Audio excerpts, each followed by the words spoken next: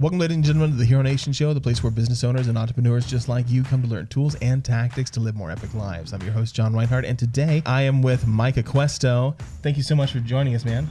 Yes, I'm happy to be here, and I want to live an epic life, so I have a lot to learn from you. Well, that's here's hoping. Okay, that's fine. So, I'm all in. All right, so you started off in real estate. Well, you jumped into real estate pretty early on in your life, which was kind of fun.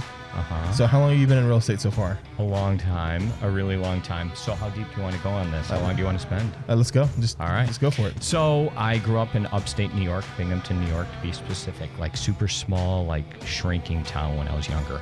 And my father, very influential in my life, says to me as I'm growing up, he says, hey, you're now 16 years old, and the only job I want you to do this summer is go get your real estate license. So this is like before the internet, where you had to do stuff like in person. Right. So we go in person, and I just learned to drive, and then I'm like going every single day and taking all these real estate classes. Right. So I get my license and pass all those tests at the summer of my 16 year. Right. And then at 17, I'm back, and he says, hey, so I want you to go work for this guy. His name's John. He's like an older, experienced agent, and he does commercial real estate. Go do leases for him, kind of like as an intern for the year. So that was the only job he wanted me to do all summer. I said, all right, fine, no problem. So I did that. And I did enough that year that I had enough that following year that I come home, and I'm now in college. And he says, so the only thing I need you to do this summer is I need you to take the broker test. And I need you to do all the stuff required for that and turn it in and get a broker license. I'm like, well, but I'm in college and I'm never going to use it. And like, whatever. He's like, just do it. I'm like, okay. So we go ahead and do that. And then I become a broker at 18. Now, I don't know anything. I also don't use it for quite a while because I don't go to college, right? So I go off to school, and I go to Cornell University, get a degree in managerial economics, and go through that whole thing. Was that super useful? Economics? Yeah. Oh, well, it always, college, you learn how to learn, right? So it doesn't necessarily matter what you end up doing. To me, college was the process of learning how to learn for myself. And that was it. So yes, it did work. That's good. Right? Okay. That wasn't too deep, right? No. No? Okay. That was like surface fine. level, like I scratched a little bit. Yeah. Not too deep. Okay, but you didn't stay inside of commercial real estate. Why not? I did not at all. So why did you go to residential instead of commercial? Well, okay. So then later on, I meet my wife, and I come down, and now I'm like 22-ish, right? Like, I don't know exactly. Right. And I moved down to Texas, and my license converts. There's like this super weird loophole after I get together with my wife that you can turn in your out-of-state real estate license and convert it, and they have a reciprocity to get a license here. So I went ahead and did that and became a local real estate broker. But the even crazier part was, for a limited time only, you can turn in your license as a real estate broker and become a mortgage broker. And I was like, whoa, that's way me. Like, I know numbers. I like that. So overnight, I became a real estate broker and a mortgage broker, and I had like zero experience. Like, I'm talking like I did a couple leases, right? Like enough, but like it was years and I knew nothing. And I was so dumb that I didn't know what I didn't know. Is that fair? Yeah. Okay. Well, I think that's been all of us at some point or another. Oh my word. But like the internet really wasn't there, and I had to like learn on my own and like call people on the phone. Right? Like there was like this whole learning curve, and it was kind of really crazy. So anyways, we go through that, and then I get licensed, and then my first hire is my wife. And I'm like, we're going to work together. You're going to run the real estate side, I'll run the mortgage side. And we did that for quite a while, and life was actually kind of fine. Like, we hit the ground running. It was a good economy around here. Like, it was the right time, and things just kind of worked. We learned. We had like hard times for sure, but we learned how to learn, right? Right. And that was it. So life was good. We were Aquesta Real Estate and Aquesta Mortgage all the way from the beginning. Then there was a time when I turned in the mortgage stuff after the financial crisis, and then stepped into real estate. And that was a real learning time for me, because I didn't want to be a realtor, right? And that wasn't me. I didn't want to go into the house and be like, oh, this house is fabulous. I couldn't do it. Look at the molding, dear. Look at the molding. It just wasn't me. So I had to be true to me. So then what I got into is generating the business and setting it up for my lovely wife, who is truly amazing. And you haven't met her, but she is like spectacular. Okay, so talk to me about that. What do you mean by setting up the business? Okay, great question. So I am technically not a realtor. Okay. I am technically a real estate broker licensed with the state of Texas. Okay. I am not MLS, or I'm not any one of those things. I don't actually show homes. I don't write contracts. So you're just over office, business, creation, that kind of thing? Or? Well, a bunch of things. My main job is on a daily basis to generate new business and set it up. So I deal with every type of lead that comes into our operation. We don't call them leads, we call them like friends, because people would rather call a friend than call a lead. Like, hey, sit down and call 100 leads. Oh, hey, do you want to call like 100 friends and talk to them on the phone? Like, oh, okay, that's way better. So anyways, I'm in charge of generating all the new friends that come in, and we cultivate them, we put them into the data bank. Right. Okay, because it's worth money, so it's a data bank, not a database. So it comes in. That's a nice little twist. All right, yeah. So it's a data bank. So we put everything into the data bank, and I start the follow up. I'm in charge of like the whole business operating system, from the CRM to the calendar to like all the stuff that totally integrates. We use Zoho One, which is like, okay, good. All right. Yep. So we use that, and I'm kind of like, I go to Zoholics. I don't know if that's even a thing. I don't know about Zoholics. So Zoholics is where you can learn all about Zoho, and it's down in Austin. There's like a week retreat. It's like nerd camp for people that are involved in Zoho, but you become quite a bit better at it. Nice. Yeah. No, it's really, so really good. You're really stepping into more of the implementer system, where your wife is let's be the face. Yeah.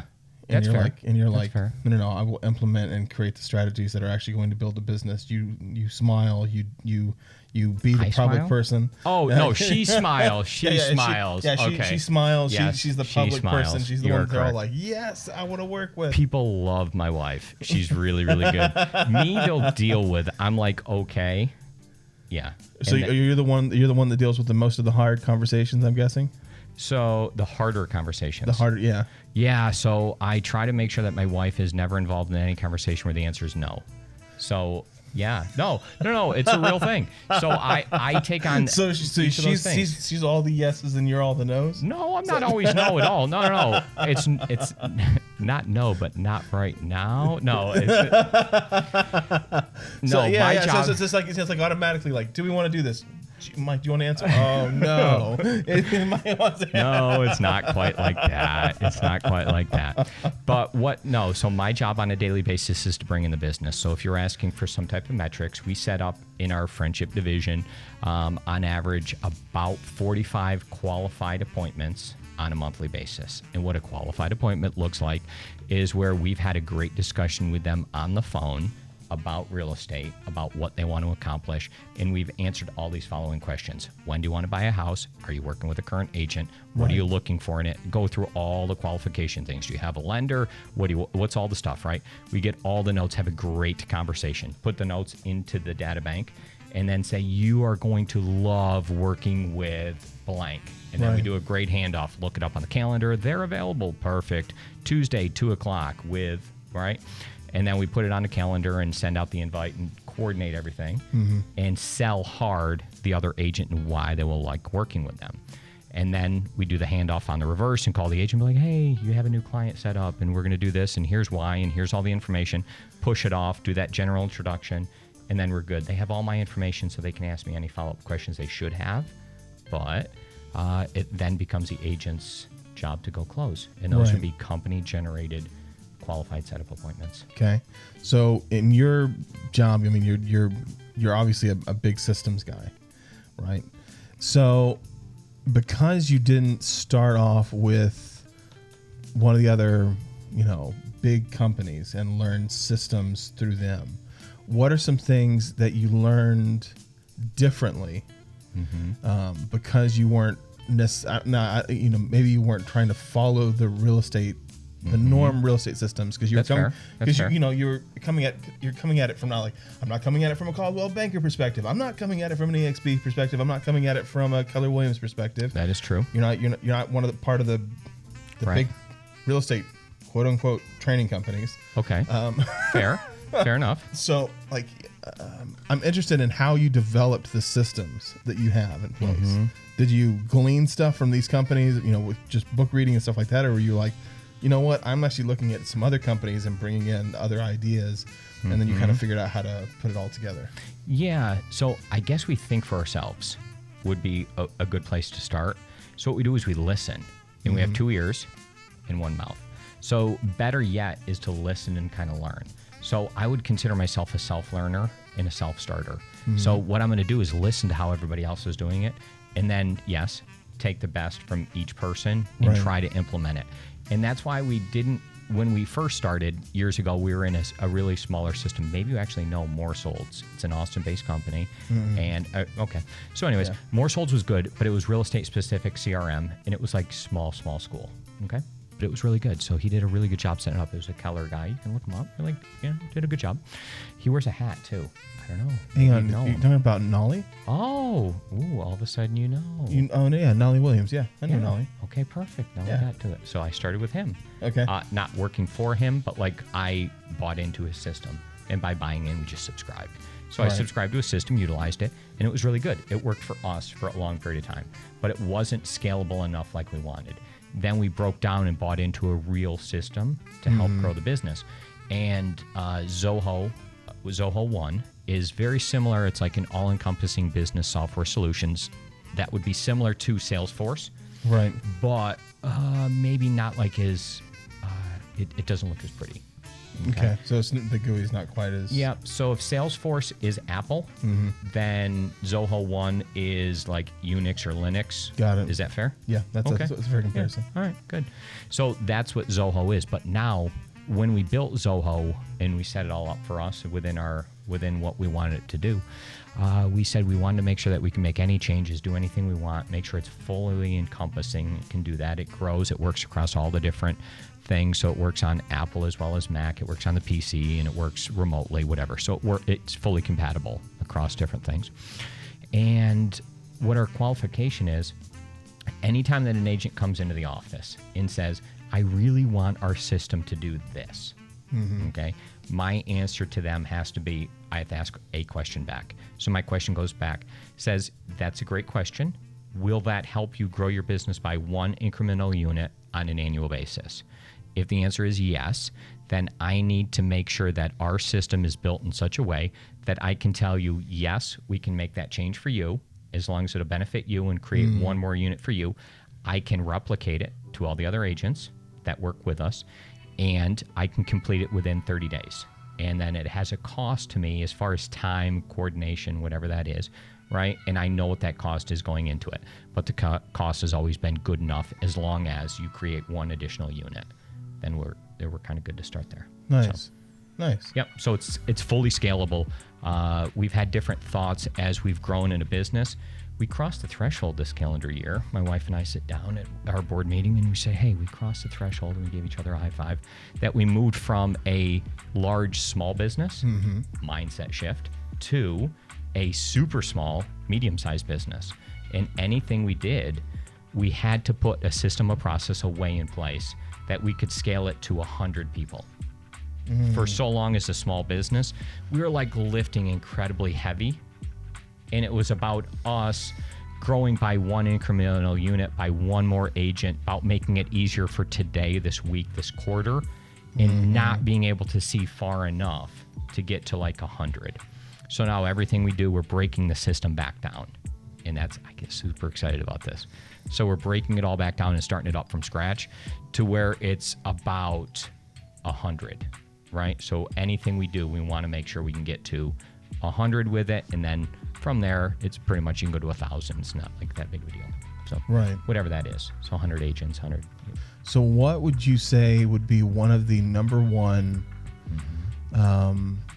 systems that you've put in place within the last 90 days? Okay. That you've seen a significant, which I don't know if 90 days is even enough to. No, it's totally cool. Yeah, no, I have but that has like you've seen a significant improvement from, and if you have, and the reverse question is, which one have you put in place that you were like, Oh yeah, that didn't work. All right, cool. So you want to talk about all the mistakes I've made? Well, this show is not going to be long enough for that one. So some of the best lessons you can learn. Just the last 90 days. That's within 90 days. Yeah. No, but there's been a lot. We can start the sob stories. Get the tissues. Bring the tissues in. Come on. All right. So let's talk about some good things. Okay. All right. So some of the bigger things that we did is I told you we sat down, my wife and myself, and we really looked hard at ourselves. Right. And we reflect. And when you get time to step away from the business, you can pick it up from a different angle and look at it. And you're so focused on a day-to-day basis looking at it like this, right? But when you pick it up and you look at it from the agent perspective, from the client perspective, from our support, from photo and video, you look at it from a different angle, you come up with a different solution. You're like, I was looking at it wrong. Right. So when you do that, you have some real benefits. So we reflect and step away every once in a while and get some perspective. So that's also like vacation time, but like perspective. Right. So how do you gain someone else's perspective then? No, it was our perspective. Oh, how do we think from their eyes? How do you think from their perspective? Well, they're not called complaints. They would be opportunities for improvement from us that we would hear. We just went full PC. They would opportunities be for further excellence. Opportunity for improvement on our side. So when we hear something along those lines, then you can look at it from a different angle. And someone who gives myself a lot of opportunities for improvement is my sister Amy. She works with us on a daily basis, and she's an associate broker with us. And she says like, "Hey, Mike," and like I'm like, "Okay." And so we have agents that range in production, that range in experience, that range in technical level of experience, and all those things. Right. So I listen to what they say, and sometimes people can't like reset their password. Right. I mean, that is it's a real barrier. As crazy as that seems, that the agent that can't access the stuff because they can't like log in, they don't know where their password is. Right. Okay. Which takes like start off. It's going to take 15 minutes, then turns into an hour, and then 2 hours. Yeah. So then there's all the other stuff, right? But so we try to listen and really reflect, but you have to get away and step away from how you do it or why you're doing it or like what's going on. So back to your question that you actually had asked is what are some things that we had looked at to implement, right? And that we've had some success with. So what we did is we started these different things called major initiatives, okay? So a major initiative is where we take something, break it back down like I was talking about from small business to large business or to medium size and look at it and say, how can we change this? What can we do better? And so my wife and I sit down as a board, we're the only two members on the board of directors, but so we sit down, and when we have that board meeting, we now have a survey that we fill out using Zoho Survey, right? And we have all these pre-filled questions on a major initiative and what we want to do. So we recently changed some of the ways that we do photography and videography and scheduling that all the way from the time that we schedule it to delivery. So there was like 25 different things that we need to change in there where there were some problems. So we started a major initiative to look at it from every angle. So we have a list of about 50 questions that we answer on anything we're doing. How does it look like from this person's perspective? How do we do this? How can we systematize it? What's the software? What's the cost? Is there, how long is it going to take us? Can we track this project? And we go through these like 50 questions. Right. And we answer all these questions to ourselves about it. And then we vote and approve it and go ahead and do it or not. Right?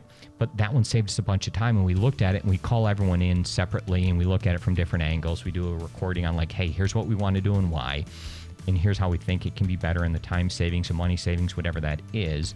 And can you look at it from your perspective as a videographer, from our marketing director, from our creative director? And we're trying to make these 3 changes that would make it easier for you, and 3 changes for you, and 3 changes for you. Does that all work? And is that right? And they're like, yeah, but you forgot this. Perfect. I'll add it in. So systematizing the way we make our decisions is the short answer. So you're almost running, in essence, a type of business democracy in some way, shape, or form. Well, we're trying to find like the biggest problem. So we'd find a problem first, and once we identify the problem, then we're looking at it. And then saying like, how does this work? How can we make it better for you as the agent? How can we make it better for support? How can we make it better for this? How can it be better for the client? And part of our question is like, does it benefit this person?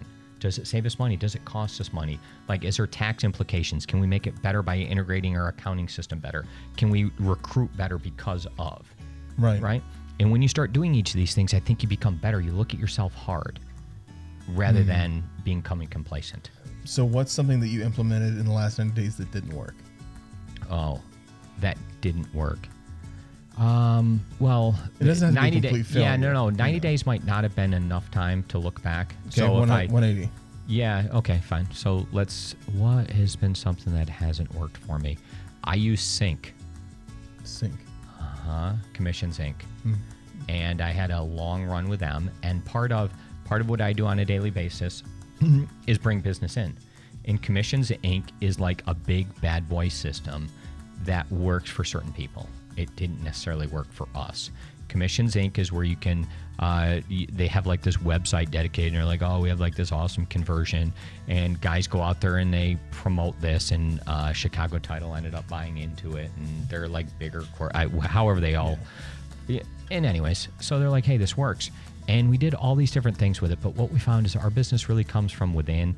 We have to do some heavy lifting. We have to do some stuff on the friendship division side. We can't rely on another piece of software. It didn't work for us. I went to all these things. We put in so much effort. We just like poured money in. It was like, here's money. And then you find out what you're currently doing was maybe even better, right? So just stick to what you're doing, because we should have had all these better results, but we kind of didn't. And so you look yourself in the mirror and you're like, we're going to have to stop doing that because. So we pulled back from that after putting a significant amount of money in, and it didn't work for us. It doesn't mean it wouldn't work for somebody else. It just didn't work within how we did things. Right. We didn't get the agent buy-in. We didn't get the time. Our agents like to be, if you were looking at us, we try to be a boutique brand, and we would try to be in like the upper right-hand quadrant of high touch, high quality agent, good service, like full support, luxury properties, all of those things. And our agents aren't the ones that are going to say, hey, can I sit down and like make a bunch of phone calls today and prospect? It's just not who they are as a person. They're going to be a person who closes when they get in front of them. Right. So that's why I brought coffee, because I'm a closer and I'm drinking it all day long, because coffee's for closers, and that's one of those things. And that, so we tend to associate ourselves with closers and maybe not prospectors. So that it's a different personality. And I asked a closer to prospect, and that's not what they want to do. So I changed the name, right, from a lead to a friend. That didn't help, but like it was still a thing. Well, that's a cultural I tried. Yes. Yeah. Okay. Nice. So why do you build? Why are y'all building the business that you have? What's my why? In essence, but specifically, right, the business part of it. Why do you build this business? It's a good question. So, and I broke it down and asked it in reverse. And said, like, why are we still doing what we're doing, right? So my wife and I, we've achieved enough in our life that we could step away from the business if we wanted to. But maybe the business is a little bit more of our identity than we understand. So my wife was going through some different things, and we sat down and said, hey, sweetheart, like, we don't have to do this anymore, right? If we want, we can sell the house, we can sell the business, we can travel the world, we can take 10, 15, 20 years away. Like, I'm as young today as I'm ever going to be, right? Yep, that's correct. Okay, correct. Tomorrow I'll be a year older, or a day older, not a whole year, but I'll be older tomorrow. In theory, I'm in as good a health and as good a shape as I'm ever going to be today. So why wouldn't I spend that doing the things I want to do, right? Like traveling the world and doing all those things. So we sit down with the wife and I say, hey, like, if we could do whatever we want, we have enough now that if we didn't want to work for the next 20 years, we could make that happen. We could sell the house, we could travel, we could do whatever we want. Let's pick that, right? Not to like a super luxurious rate, but like we would be okay. Right. Then we would come back and like start working at like 65 again, right? And like whatever. And then all of a sudden we're like, we would still be able to be successful even at that age. And we said, we're still going to work, but she didn't want to. She's like, no, I really like this. It's like, okay, so that's why we do this. The answer is because we like it. And maybe we actually even love it. What do you love about it? So there's something to leading, guiding, showing, doing, and leading from in the front. So I do love getting to work with my wife. So shout out to my wife. She's really pretty good. Okay, when you meet her, you'll understand. So we like to do that. We like to lead together. But as we got into the business, there's something that comes from within you to do greatness for other people. And we sat down and looked at an interesting number. And last calendar year, when we went through our financials, we got to a level where I took mathematically and looked at our books, and the top 10 income earners with our company, on paper we're a small firm, top 10 income earners at our company earned on average $120,000 for the top 10. Okay, took all the top 10 money, divided by 10, figured it out, and we don't have many, we have like 15. Okay, so anyways, we get to that, and they earned $120,000. Now that's important to me. We provided that for a family, and we were responsible for that. And we said, well, why isn't it 20? Why isn't it 30? You know what I mean? Why isn't it more? And there's something that comes from a person that starts, and you get to help them, right? And you get to a point. So, yeah, maybe we like to help. I don't know. Maybe we have a need to be needed. I don't know. You're getting really deep on me. I'm scared. Can I leave? Is this a therapy session? What's going on here? Oh no! Lock the doors. No, but I mean that's good, because I think there's a point, where you do hit a point in success where you're like, I can do whatever I want to do, and then it's a matter of, yeah, why? Like, why would I do that? Why don't I like what I do? I get to work with my wife every day. We home office. Things are good. We have our expenses are next to zero. Our life is really good. Like, if we want to take off, sure. Right? We started vacationing more. We were talking about all types of vacation places, right? So our schedule now affords us. So we changed our crazy schedule. Like, hey, let's use all this technology we have today. So our current work schedule is we meet with all of our agents, but we moved our meetings to every other week, and we have a marketing assistant that meets with them on the other week. So our marketing director, not an assistant. So Megan meets with them every week to work on certain things. We meet every other week. So our weekly schedule now is we meet on Thursdays all day with agents, and Tuesdays all day, and Friday mornings every other week. So essentially we work 2.5 days where we're in front of our agents. The other days we're working on growing the business, being in front of clients, all those things. So we have our life set up that we could travel in theory every other week, wherever we want, and work remotely. So our life's not bad, but you have to be the director of how you want it to be. Right. So we took 10 one-week vacations last year, and I think 6 long weekends in addition to that, just doing things we wanted to do. Right. And oddly enough, our business grew. Maybe it's people don't need more Mike. Maybe they need way less Mike in their life. Right, because you're essentially working, 6 months out of the year? Well, I don't know about that. No, we work every day. But sometimes you need to step away. You need to put a system and a process and a way in place to be able to do that. And honestly, that's really the mark of whether or not your systems work. Yep. It's not whether it works while you're there. It's whether it works while you're not. It is. So we're challenging ourselves in this weird way. So one of our more vacations for more. Yeah, no. We're testing out a new system this week. We are. I love this. So we put a new system in place. We're walking away. Yep. So what we're testing ourselves on is we want to be able to take off 3 consecutive months. Nice. Okay. At the end of this calendar year, but we can't take off at Christmas or Thanksgiving. So just before that. So October and before the 90 days before. Right? Maybe we'll get a cabin in Broken Bow for 90 days where we're close enough, but not, but internet, but not. Let other people do things. The people we work with, we're so fortunate. They're really good, and they try and they care, and you have to bring in the right people. Right. So we're trying that system in place. But if we can get to that, where we can step out and remove ourselves, what that's going to do is just empower other people to make more money, right? It's going to empower them to take charge. And it's going to allow them to grow and to do and become better at what they are and eliminate us. And I think it's going to be way better. Now, it doesn't mean that we're getting out of the business in the least. What it means is we're empowering others to do those right things. Nice.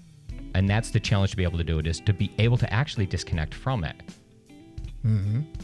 Okay. So in creating, the systems and building a business and all this other kind of stuff, you leave a legacy, right? I suppose so. Yes, that would be true. So when you're scaling like you are right now, right?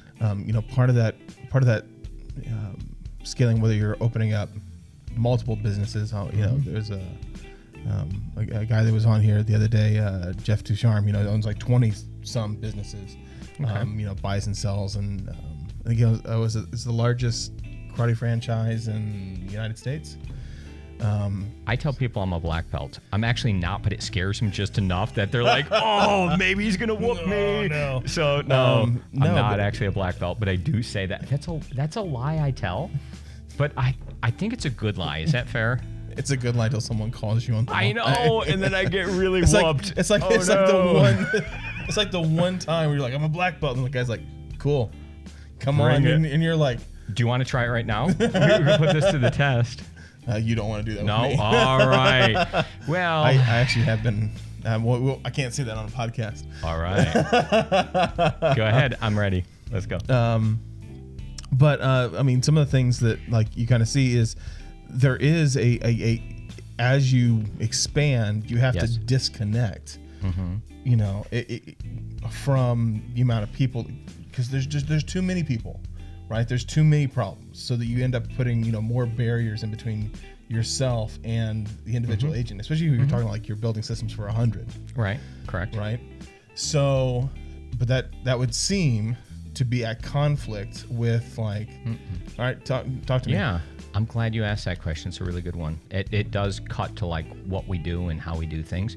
So our name's Acquisto. That's my name, Mike and Sean Acquisto, real estate brokers of Acquisto Real Estate, and we care. And that's like our biggest thing. When a client sits down and asks us why you, and we say no, because like we really care. It matters to us. So what we do is we build a lot of things around family, right? And a lot of things based on trust and all those things. So we home office, client can come directly to us, find us at any time if they ever want. Our address is public, like look it up, it's fine. Come to my house, knock on the door, not a problem. But we do things where we interact with our agents all the time. So the third Tuesday of every month, we have an agent dinner. Agent dinner's at our house. Agent dinner is for any agent that works with us or support family member. Notice I said support family. We don't have like a support team. We have a real estate family. So our support family comes in and they bring themselves and their spouse. And why that's important is because real estate's hard. And what I want to make sure is that if there's an agent out there that works with us that's struggling, I want them to know that we want to make it better for them. I want their spouse to be able to show up and talk to me, to talk to Shauna and be like, hey, this is going on right now and it's not going right for my wife. Could you help me with blank? I want to be accessible, approachable, and all those things. So we have these events at our house all the time so that our agents are always with us once a month and their spouse so we can talk about things like that. But how does that work on a scale system? Right. Because Well, that's so a even if you have very 100 personal system. Yeah. But like when you're talking about like scaling, you talked about 100, and then all you're like, I can hit 1,000. Right. Like that scale system doesn't work anymore. No, you can be. I have a wife. She's accessible. Like, so we're both accessible.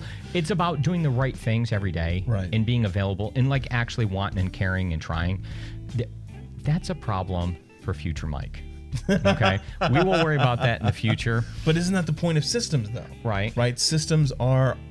Good systems are always future thinking. Correct. And not. That's fair. And so because that's the idea of a fantastic system. That's what makes a business worth buying. Is Okay. a system that I can Yeah. turn around and I go, Yeah. I can go over to this business and I can go, you know what? If I fired everybody today, It still I can runs. replace them all tomorrow. Okay. Because I have the perfect system for hiring, firing. Yes. Creating all this stuff. Yes. So I mean, I think that's the goal, right? Yes. So I in essence, like, I think it's an interesting concept, right? Even the concept of making systems that care, right? That's a very it's a very interesting Well, ball one of of our wax to one of mess our with. system problems that I have that we could discuss. Maybe you have a solution for me. Okay. Is we set up about 40 qualified appointments on a monthly basis. Right. And we have agents that work with us. And some agents get more, some agents get less. We score them based on a quality score, based on how good it is. So we have a quality point score, which factors in the price, the location. Like it's an LP Mama. If you're anyway, if you're a big LP Mama fan, we schedule or we grade it based on that. So now we have this total quality score. And as we do that, then we hand them out to certain agents that have a good personality with them, right? Where it's the right mix. And then it's based on their conversion and their close rate, how fast they move it forward and all these things. So we have like numbers in place. But at the end of the day, sometimes those numbers are numbers. Okay, and you build a system, and the number is a number, and the person's a person, but you're a real human, and you have different things and different needs and different, right? So what we actually have a problem with is sometimes the number's wrong. Sometimes it takes me and you to connect eye to eye for me to understand that you want it, and that's going to be more important than the number. And sometimes, right, there's a lot of different things that people connect on different levels. And that's where we go back to the personal relationship that we have with the agents, with their spouse, with whatever it is, right? We need to be able to spot things of agents that are not satisfied for some specific reason, that we need to be available for them to understand it. We need to look at different things that are going on in their world and just be a good human. Right. So, well, I don't know. So is that really a problem, or is that just a time problem? suck? No, problem is, how do I assign leads to agents based on a mathematical formula when they're really humans? Right? So I can use all the math in the world, and the math's fine, and the math's pretty close to being right? But that's a business. That's running it like a business, which is important. Right. But you can never lose, sometimes we lose sight of you're a real person, right? You have to make an income. You want to do this. How do I factor in that you want more business, that you really want to grow? There's like another variable. There's always another variable to keep putting in. And sometimes that variable is more important. Wouldn't that just be goal systems and settings for the individual agents so that they're constantly being pushed and challenged? It's a different metric system for sure. And it would be consistently refining the algorithm that would assign. Yeah, possibly. But assigning a different value that is a variable for each different person at different times, because sometimes they're too busy. Sometimes they have more going on. That would be like a monthly system check-in. Yeah, right. Like, totally cool. Basically, like a modified PDM. Yeah. PDMs. I don't know personal development meetings, but basically at the end of the personal development meeting, we do them bi-weekly. Or bi-weekly, but basically you have them run through a series of basically questions that are feeding into the score of stuff like, are you feeling overwhelmed this week or in the last like stuff, and based on that score would raise and lower depending on whether they need more or less, so that they could automatically put that in and then basically receive more or less. I mean, it would take some tweaking. Yeah. But kind of basically kind of looking at what you already have. Modify it more often. And then putting in essence people's, this is gonna sound callous, but putting people's emotional state into numbers, having them specifically put their emotional well-being into a number that the algorithm can then generate that system for you. So that way it can back off or slow down, which then takes place of the personal conversations. The personal conversations are bad, but it allows that conversation to go away, so you can focus on more development. Yes, I would vote. So the tech part of me votes yes. Okay. The implementer part of me, in like being the fact that I'm like a truly compassionate person and understanding, says I need to bring you in and have you be in charge of that and tell all the agents like, hey, so on a scale of 1 to 10, how are you mentally and emotionally right now? And like, well, you have to do it with more tact I get than that. No, I get that, and I lack that. I have so many problems, and that's one of them. You scratched into it. Now I'm feeling very vulnerable. It's just one of those. I like that because that's a real growth problem. Yes. And I think that it's not just something that you're struggling with. That's something that we all struggle with. Especially as we start scaling, or like, how do you develop? Because there's two ways to do it, right? There's one way, which is walling yourself off, or adding so many managers that you're like, oh, I'm going to add a manager to this manager to this manager, so I'm not getting overwhelmed. And the other one is to basically to have 12 boxes of tissues in your office every day and be like, just take my time, go for it, and so there's that. I'm on board. I understand. It's a struggle. Yeah, the struggle is real. Yeah, I don't know. Yeah, I have 3 millennial children. I understand a lot of different things. I've become very in touch with certain things. Do you know certain things that I've done this year? So I'm our business is carbon neutral from our inception. Nice. We got really strong about that. So we looked at things. When people bring up problems, we try to be solution oriented. Right. So we listened to it, and it's like, actually, yeah, that's a problem. So we planted 4,500 trees to offset our carbon footprint from our company's inception, like all the way back from like when we first started, every single thing we did wrong for the environment. So we planted those trees to offset, and on an annual basis, we continue to do that moving forward. Just one of those random fun facts. I'm also straw free. I don't know, like a year and 3 months ish. Been straw free. No, but it's small things. Right. You have to take a stance on something. Small sticky changes. Yep. And now I don't use plastic water bottles. Okay. Yeah. Right. So we're out on them. So we gave ourselves 50 plastic water bottles and soda bottles on an annual basis, just for like vacations and whatever. Right. I've used none at this point already, so that's not so bad. And my wife's at 1, so we're trying. We're just trying small steps, small changes. Small steps, small changes. Better Mike, yes.